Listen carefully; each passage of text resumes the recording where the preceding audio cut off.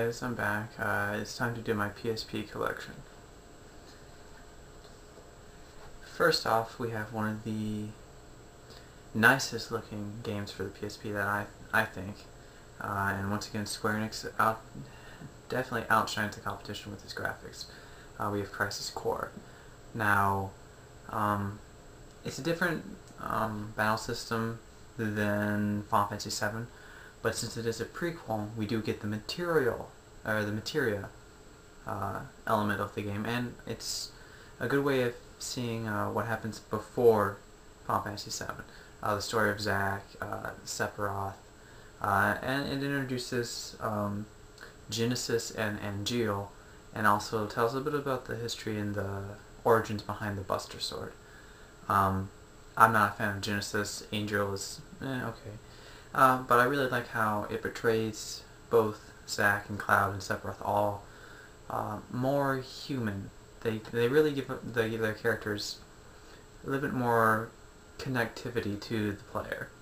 And definitely, if you played Final Fantasy VII, you should play Crisis Core. Moving on, we have Dissidia Final Fantasy. This is basically Square Enix's next-gen Air Guys. Now, I don't mean that in a bad way. I did play Air Guys back in the PS1 era, and I thought it was an interesting thing. It really,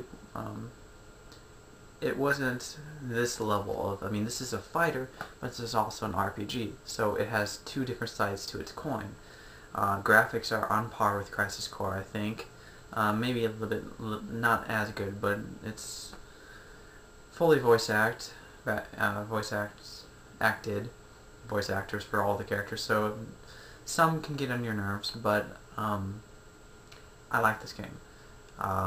It's got a very simple and easy to play fighting system, but at the same time it's got a very deep and complex RPG elements, like leveling and experience and things like that. Story is surprisingly the one thing that Square Enix kind of dropped the ball on. It's about crystals. It's interesting, and altogether it really plays like a really strategic fighter RPG, and it's fun. I suggest playing it. And then we have God of War Chains of Olympus. This game really Ready at Dawn really took God of War and just ported it to the PSP, and the essence of God of War is in this game. It came out after God of War 2, so obviously the gameplay is a little bit lacking. It's about the same length as the original God of War, about 6, 7, 8 hours, depending on the difficulty. And it's not as deep as a story, but it does kind of give you an idea of what Kratos did while he was the Ghost of Sparta, while he was in service to the gods, before he defeated Ares, before the events of God of War 1. And it's surprising how awesome this game handles, considering the lack of the right analog stick.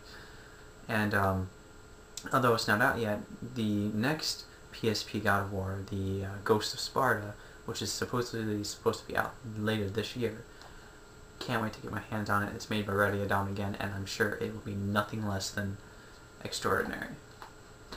And last but not least, we have Valkyrie Profile Lilith. Now, I got this game when I purchased my PSP back in 2007. I remember seeing this game being played by a friend of mine back in like 7th or 8th grade, many years ago.